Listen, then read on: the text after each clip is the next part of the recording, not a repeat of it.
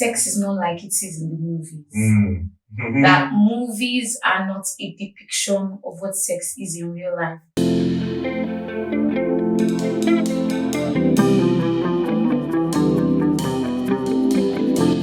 So we waited on some marriage before we had sex. And that didn't automatically make it easy or perfect for us.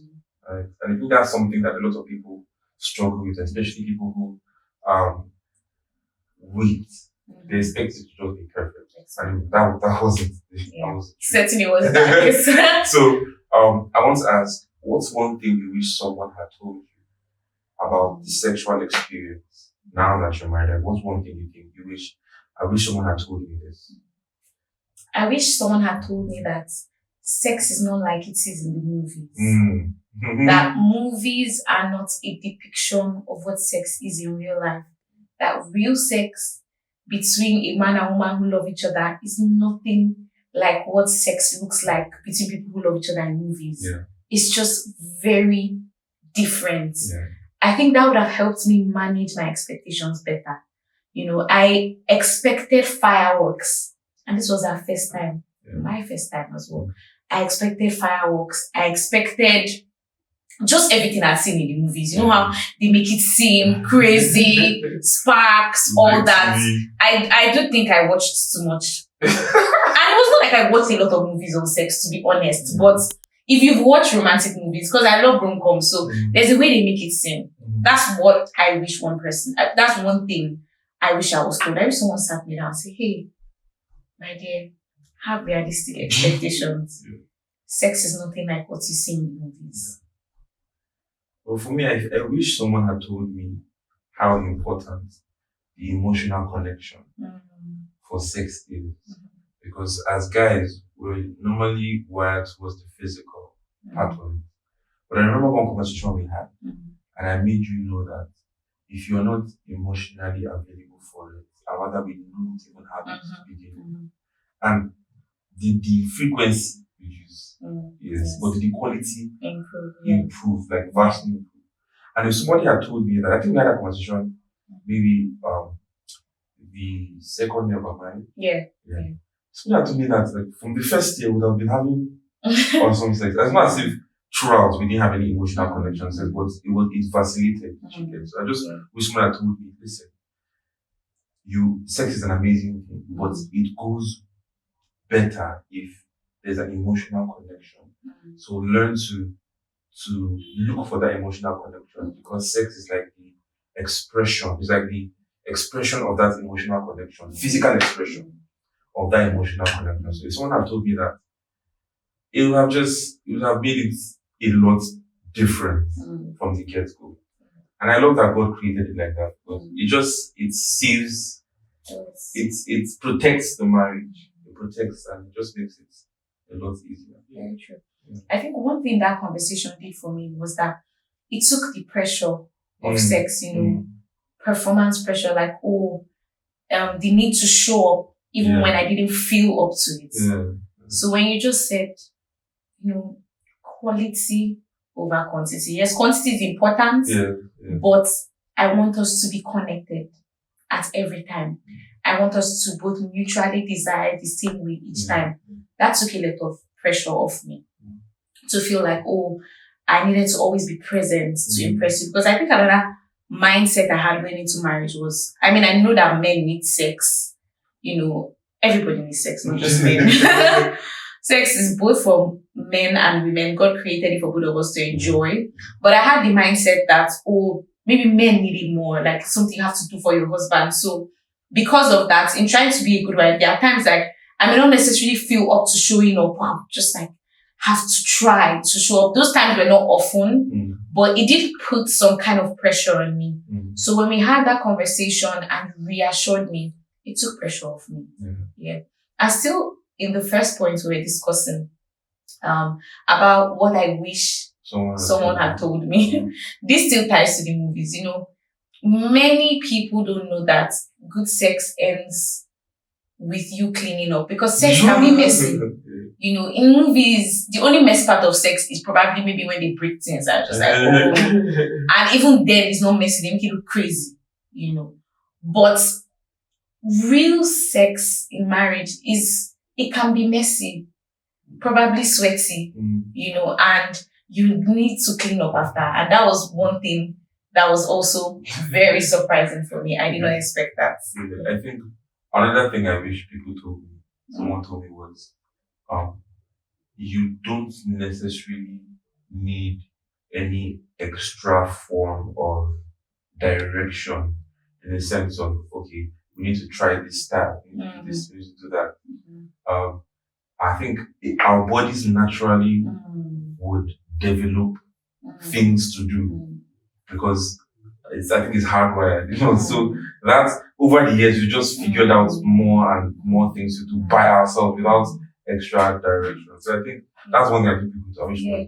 I believe a lot of the information we get from media about sex just puts a lot of pressure on it. Pressure that God didn't intend. When Adam and Eve went to have sex for the first time, they had not watched any movie. There was no Instagram, social media, YouTube video. There was nothing to tell them. So their expectations were very managed. Yes. And they were very happy when it happened. But for a lot of us, our expectations are not managed when it comes to sex. And that can take away from the experience. So I've learned after our first sexual experience, like I said, I wish I managed my expectations better. Like, it was good. It was a good first time, but because I was expected to see the sun, moon, and stars, it now made what was good seem like, oh, it was just there, but it was good. So, yeah, that's it. What surprised you the most about it? I mean, what surprised me the most was, like I said, because that first time, I expected the wow effect. So so I didn't see the sun, moon, and stars. So it made me think, oh, so this is it. So this is sex. And in that moment, I was so glad that I waited until I was married to have sex. I was just like, imagine I did this with someone else. That was my husband. I would have been so broken because I would have realized after that, because I would have gone into it thinking, oh, I'm going to have the movie experience. And then afterward, it would have fallen short. So the and then it would now have, then it would not have been with my husband. So it would have been like double disappointment. So that tension between not doing it and then actually doing it and feeling bad that it's not as great. That's double tension. Like it would have been, I gave this up because I thought I would have this experience, but I didn't have this experience and I also gave this up. So it's like a double loss. It would have tainted your idea on sex. Honestly. I believe that sex outside of marriage is traumatic. For both parties. I believe, because even for the man, there's performance anxiety. You don't have the safety of marriage. You want to impress this person, but it's also your first time. You don't know what to expect. So you've not even built enough connection with this person to guide them. And to be honest, just so you don't finish your flow. Finish up. Okay. So, which is something I've learned in sex, how important communication is. I don't know if we're going to get to that because of our question, but communication is such an important part of sex. That's what I've learned. That's why when you have good relational intimacy, it leads to a very beautiful sex life. Because even in our first time, there was communication. What do you like? Should I do this? Should I stop this? Are you feeling okay? There was love. After action. Yes, but even during the action, but there was care and love as to how I was feeling. And that safety was because we were married. I can imagine that not being there and having that experience. If you watched up to this point, I would like to say a huge thank you from the bottom of my heart.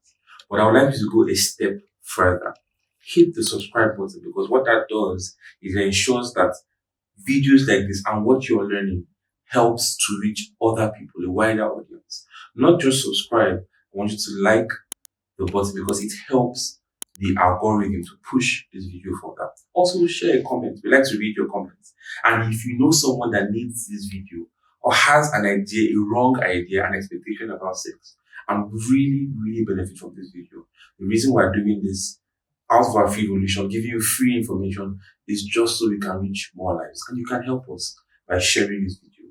Thank you so much. And let's go back to the video. Piggyback of what you said about what surprised you was one of the things that surprised me most was how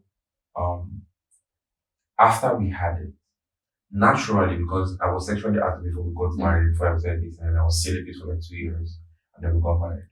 But I could remember that after sex, when I was doing it in the world with sin, I would immediately want to leave. Like I would I don't want to be around the person. But it was so mind blowing to me that after we had sex, I just wanted to hold you. I wanted to talk, I wanted to hold you and sleep and stuff. So that switch was very jarring for me because I was just like, naturally, I would just want to quickly leave the environment or whatever was happening. I just want to find excuses for, if it was my house, find excuses for the person to leave. If it was the person's house, find excuses to leave. I just want to be away. But that switch was very jarring for me. I think the second thing was, I did not expect sex to get so much better with time. I don't know why I did not think.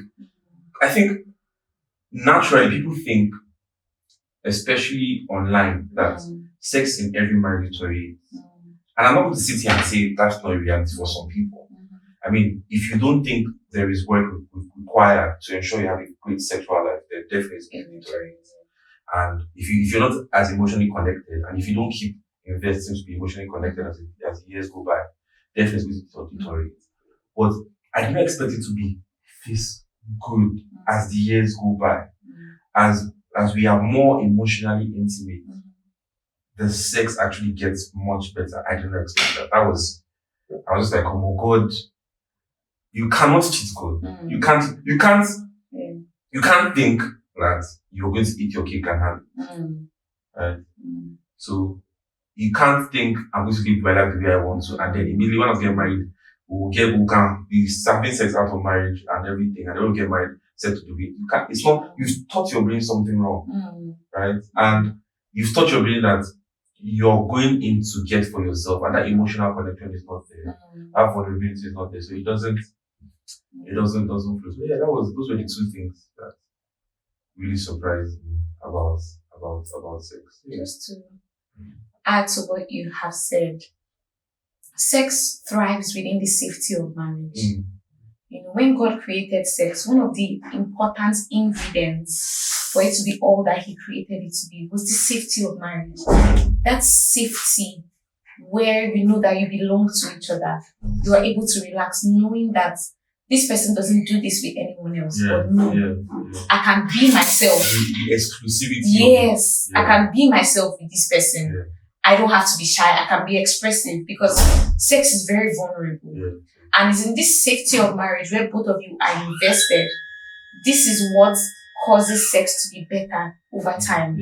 When both of you are married, keep investing in each other, and you grow in your understanding of each other. It makes sex so much better. I totally agree with what you said about sex getting better over time. Like at the end of each year, we feel like, this year was great, and then next year is like, oh my God, honestly, tops it even more. I always feel like, oh, have we reached the peak? And then something never.